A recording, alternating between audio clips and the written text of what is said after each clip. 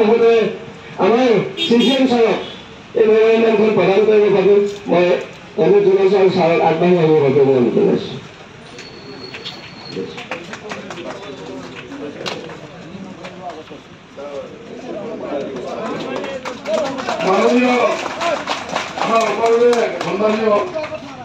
মই মেমৰেণ্ডামখন পঢ়ি দিম, আপুনি ছাৰক দিব। তাৰপিছত মই ৰিচিভ কৰিম। মই আমাৰ স্মাৰকপত্ৰখন পঢ়ি দিছোঁ। আমাৰ সকলোক কাৰ্মী ধন্যবাদ। আচাৰ্য ডাক্তৰ স্মাৰকাৰ উন্নয়ন প্ৰতি মাননীয় মুখ্যমন্ত্ৰী মহোদয়, অসম চৰকাৰ জনতা ভৱন গুৱাহাটী অসম। বিষয় শক্তিখণ্ডৰ ফিক্স পে আৰু অস্থায়ী কৰ্মীৰ ন্যায্য প্ৰাপ্তিৰ দাবীত স্মাৰকপত্ৰ। মহোদয়, সাধাৰণ সম্ভাষণ গ্ৰহণ কৰিব। অসমৰ শক্তিখণ্ডৰ তিনিটা কোম্পানীৰ যৌথ মঞ্চ Assam state outsource power price union আৰু সদৌ অসম ঐশ্বৰিক মিটাৰ এণ্ড বিল ক্লাব কৰ্মী সন্থাই শক্তিখণ্ডৰ লগত জড়িত ফিক্স পে আৰু অস্থায়ী কৰ্মীৰ ন্যায্য প্ৰাপ্তিৰ বাবে বিভাগীয় মন্ত্ৰীগণে তপন কুমাৰ গগৈ, প্ৰমোদ ভূষণ দাস, বিমল বৰা, নন্দিতা কৰ্মচাৰী, প্ৰশান্ত ফুকন আৰু শক্তি বিভাগৰ উৰ্ধতন কৰ্তৃপক্ষৰ লগত হোৱা আলোচনাৰ পৰা এটা কথা স্পষ্ট যে অসমত বৰ্তমান শক্তি বিভাগত যি মন্ত্ৰী বা বিভাগৰ উৰ্ধতন বিষয়াসকল আছে তেওঁলোক কেৱল নাম মাত্ৰ হৈ আছে। আপোনাৰ অনুমতি অবিহনে বিভাগটো হয়তো এটোপাল পানী খাব নোৱাৰাকৈ আপুনি আপোনাৰ অধীনত ৰাখিছে।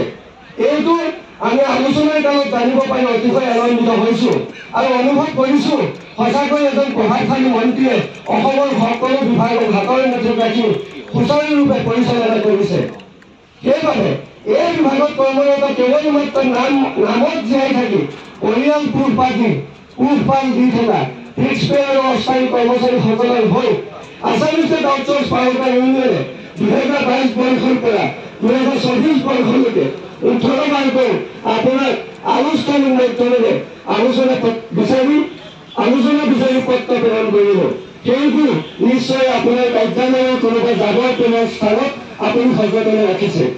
সেইবাবে আমি অনুভৱ কৰিছোঁ আৰু বিকল্প বিচাৰি বহুবাৰ গণতান্ত্ৰিক মাধ্যমেৰে তৃণমূল পৰ্যায়তে হওক বা বিজুলী ভৱনৰ সন্মুখতে হওক বিভাগীয় উৰ্ধতন বিষয়াসকলে শুনা নাপায় বুলি বৰতাৰে বজায়ো প্ৰতিবাদ কৰিলোঁ, কিন্তু একো লাভ হোৱা নাই আৰু হোৱাৰো একো স্থল নাই বুলি অনুমান কৰিছোঁ। কিয়নো সকলো বিভাগতে লাখ লাখ নিযুক্তি দিছে, নতুন নিযুক্তিয়ে হওক বা বিভিন্ন বিভাগত খালী থকা কৰ্মচাৰী চাকৰিয়ে হওক স্থায়ীকৰণ হৈছে, কিন্তু শক্তি বিভাগত এই ক্ষেত্ৰত এটা ডাঙৰ শূন্য। আপুনি সকলো বিভাগৰ কৰ্মচাৰী দুৰ্দশা বুজি পায়। সকলো মানুহৰ দুখত দুখী, সুখত সুখী হ'ব পাৰে। শক্তি বিভাগত কৰ্মৰত নাম মাত্ৰ পাৰিশ্ৰমিক পাই বিৰামবিহীনভাৱে জীয়াই ৰাইজক সেৱা আগবঢ়োৱা কৰ্মীসকলৰ ফালে এবাৰ ঘূৰি চোৱাৰ ইচ্ছা নহয় আপোনাৰ মহোদয়। আমি অনুভৱ কৰিছোঁ আপুনি নিৰূপায়। শক্তি বিভাগটো আগামীক হয়তো গতাই দিলে আৰু যি বাকী আছে অলপতে হৈ যোৱা এডিআৰই পৰীক্ষাৰ মাধ্যমেৰে খালী হৈ থকা শক্তি বিভাগটো আগামী গতাই শক্তি বিভাগৰ তৃতীয় আৰু চতুৰ্থ বৰ্গৰ পদসমূহ পূৰণ কৰিব বুলি জানিব পাৰি অনুভৱ হৈছে। সঁচাকৈয়ে আমি এনে এজন অসমীয়া মুখ্যমন্ত্ৰীৰ দলত বাস কৰিছোনে? বৰ্তমান আপোনাৰ শাসন ব্যৱস্থা প্ৰত্যক্ষ কৰিলে ব্ৰিটিছৰ শাসন আৰু আপোনাৰ শাসনৰ মাজত শক্তি বিভাগৰ ফিক্স পে আৰু অস্থায়ী কৰ্মচাৰীৰ একো পাৰ্থক্য দেখা নাপায়। মহোদয়, আপুনি ইতিহাস ভালদৰে মনত ৰাখে। শক্তিখণ্ডৰ ইতিহাস এবাৰ নিৰীক্ষণ কৰি চাবচোন। এই বিভাগত স্থায়ী চাকৰি পাবলৈ হ'লে বিভাগত বহুত দিন কাম কৰি অভিজ্ঞতা সম্পন্ন হ'ব লাগিছিল আৰু অভিজ্ঞতা সম্পন্ন ব্যক্তিয়েহে চাকৰি পাইছিল, কিন্তু এইবিলাক এতিয়া সাগৰৰ তলিত মালিক বিচৰাৰ নিচিনা। অসম চৰকাৰৰ শক্তি মন্ত্ৰালয়ৰ পৰা অনুমোদন প্ৰাপ্ত ফিক্স পে বিভাগৰ মানৱ সম্পদ বিষয়াই নিশ্চয় নিজৰ ফালৰ পৰা 89 দিনীয়া দৈনিক মজুৰি নীতিলৈ সলনি কৰি বিভাগত কৰ্মৰত কৰ্মীসকলক নাম মাত্ৰ মাননি দি জিৰণিবিহীনভাৱে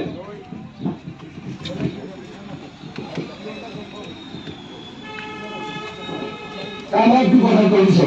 মহোদয়, আপুনি শক্তি বিভাগৰ ইতিহাস চাই আমি শক্তি বিভাগৰ ইতিহাস চাই এই বিভাগত নিয়োজিত হৈছিলোঁ। আমি ভৱিষ্যতে কৰি থকা চাকৰিটো স্থায়ীকৰণ হ'ব বুলিহে জীৱনৰ ভাল সময়বিলাক শক্তি বিভাগত দান কৰিলোঁ। কিন্তু আমাৰ কি ভুলৰ বাবে এনেদৰে আগত মৃত্যু দেখুৱাই নীৰৱে চাই থাকিব লগা হৈছে?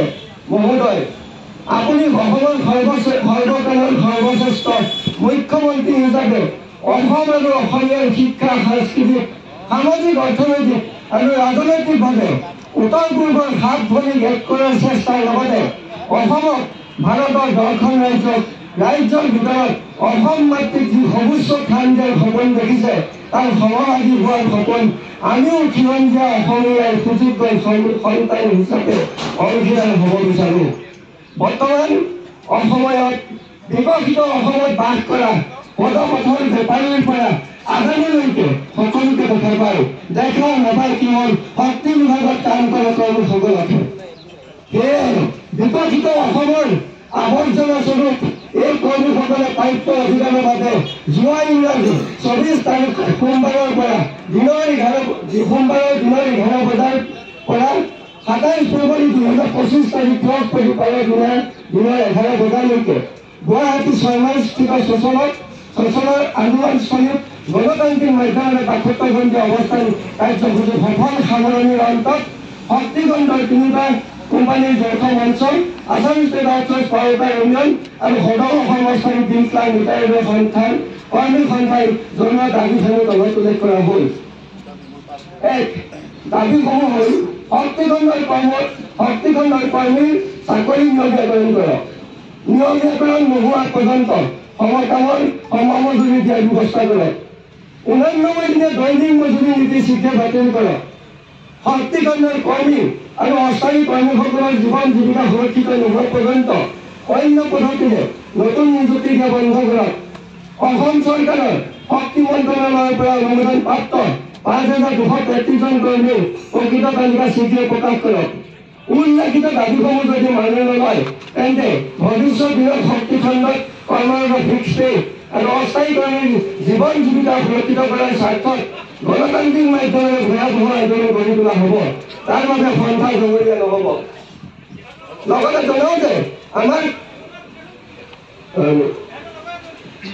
জনাওঁ যে আমাৰ কথা গুৰুত্ব নিদি যদি এতিয়ালৈৰ পৰা শক্তি বিভাগত নিযুক্তি দিয়ে তেন্তে আগন্তুক দিনত সন্মুখত মৃত্যু দেখি কোনোবা কৰ্মীয়ে যদি অসাংবিধানিক কাৰ্যত লিপ্ত হয় তেন্তে সন্থা কোনো কাৰণত দায়ী নহ'ব। লগতে বিভাগত কটোৱা ভাল দিনবিলাক ঘূৰাই দিবলৈ দাবী জনালোঁ। ধন্যবাদ। আসাম ষ্টেট আউটচোৰ্চ পাৱাৰ ইউনিয়নৰ হৈ সভাপতি শিক্ষক শৰ্মা আৰু হেমন্ত প্ৰধান বিভাগত। এতিয়া মই আমাৰ ছাৰক আমাৰ বিষয়সমূহ লৈ ছাৰে কি ভাবিছে জনাবৰ বাবে মই অনুৰোধ জনালোঁ। ধন্যবাদ। সবকে নমস্কাৰ জনাইছোঁ। মোক অনাৰেবল হোম মিনিষ্টাৰ ছাৰে আপোনালোকে ইয়াত পঠাইছে মেমৰেণ্ডামটো তেওঁ হৈ মোক গ্ৰহণ কৰিবৰ কাৰণে। এইটো মই তেওঁ হৈ আপোনালোকৰ পৰা মই গ্ৰহণ কৰিছোঁ। আপোনালোকৰ যিখিনি ডিমাণ্ড আছে ছাৰে কৈছে যে এইখিনি তেওঁ চাব, এইখিনি কেনেকৈ চল্ভ কৰিব পাৰি। মোক যিখিনি আপোনালোকক ক'বলৈ কৈছে ত' এইখিনি মই বুজিছোঁ। মই পাৱাৰ মিনিষ্টাৰ ছাৰ তাত মই এইখিনি কৈছোঁ। আৰু এটা কথা আছিল, যিহেতু আমি ভাৰতীয় সংবিধানক নতশিৰে মানি যিহেতু আমি অসমীয়াত থলুৱা নিবনুৱা ল'ৰা, আমি শক্তিখণ্ডৰ নিমিত্তে বহুত সময় দি আহিলোঁ। আমি সম্পূৰ্ণ গণতান্ত্ৰিক মাধ্যমেৰে অসমৰ চিকিউৰিটি ইণ্টেলিজেন্সৰ পৰা লৈ আপোনালোকৰ পৰা লৈ মুখ্যমন্ত্ৰী মহোদয়কো স্মাৰক পত্ৰৰ মাধ্যমেদি জনাই এই 72 অনুযায়ী আন্দোলন কাৰ্যসূচী সাব্যস্ত কৰিলোঁ।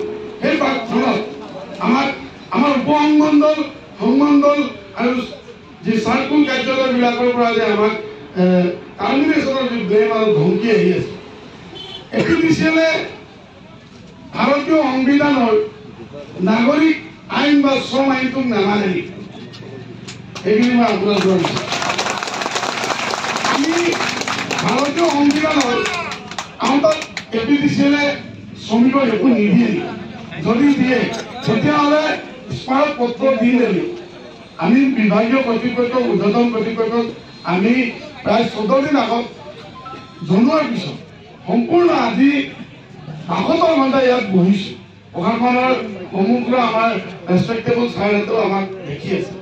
আমি সম্পূৰ্ণ কাম কৰি দেখুওৱাৰ মাজেৰে গণতান্ত্ৰিক মাধ্যমেৰে আন্দোলন কৰিছোঁ। এনে পৰিপ্ৰেক্ষিতত মহোদয় আমাক সেই টাইপৰ টাৰ্মিনেশ্যন বুলি আমাৰ অৰ্ডাৰ আহিছে বহুকেইটা ছাত্ৰী দৰমহা কাটিব বুলি উল্লেখ কৰিছে আৰু মহোদয় এপচেনো কৰা হৈছে। মহোদয় যিহেতু আপুনি যিখিনি কথা কৈছে মোৰ নলেজত নাই, সেইখিনি মোৰ নলেজত নাই। এইখিনি আপোনাৰ হস্তক্ষেপ বিচাৰিছোঁ। আপোনাৰ যিখিনি কথা কৈছে মোৰ নলেজত নাই, আপুনি যিখিনি কথা কৈছে ইতিমধ্যে ছাৰ মাজুলী চাব ডিভিজনৰ পৰা 18জন ল'ৰাৰ চৌকছ নটিচ দিছে। ধূপধাৰা চাৰ্কলৰ পৰা এছ ডিয়ে তেওঁ চৌকছ নটিচ দিছে। ভাৰতীয় সাংবিধানিকভাৱে আমি আন্দোলন কৰাৰ পাছত আমি মেমৰেণ্ডাম সম্পূৰ্ণৰূপে কাটি দিয়াৰ পাছত চৌকছ নটিচ দিয়া অৰ্থ কি ছাৰ? যদি ছাৰ এক মিনিট ছাৰ মই কৈছোঁ যিটো মোৰ নলেজত নাই সেই বিষয়ে আপোনাক ক'ব নোৱাৰোঁ। মোক মেমৰেণ্ডামটো আপোনালোকৰ ইয়াৰ পৰা গ্ৰহণ কৰিব কৈছিলে, মই এইখিনি গৈছোঁ, মই হায়াৰ কৰিছোঁ, মই এইখিনি দিছোঁ। লগতে ছাৰ এটা অনুৰোধ, এক মিনিট ছাৰ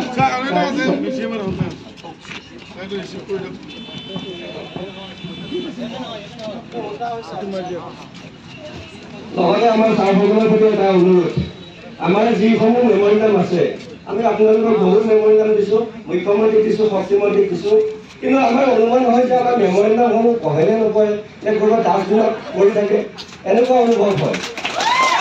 কাৰণ আমি 2022 চনৰ পৰা আজিলৈকে বহুতবাৰ মুখ্যমন্ত্ৰীৰ মেমৰেণ্ডাম দিলেও সুফল পোৱা নাই। আৰু এনেকুৱা আমি আজি আপোনাক এই 16 মজিয়াত যি মেমৰেণ্ডাম দিছোঁ, এই মেমৰেণ্ডামখনো আমি এনেকুৱা অনুভৱ নকৰোঁ যাতে এইখিনি কৰি কোনোবা ডাষ্টবিনত গৈ কৰি থাকক। গতিকে এইটো কথা আপোনাক আমি কয় প্ৰাৰ্থনা কৰিছোঁ। শক্তিখন 5,233জন মানুহৰ বৃহত্তৰ স্বাৰ্থত আপুনি এই কথাটো গুৰুত্ব দিব বুলি আমি আপোনাক কয় প্ৰাৰ্থনা কৰিছোঁ। ধন্যবাদ ছাৰ।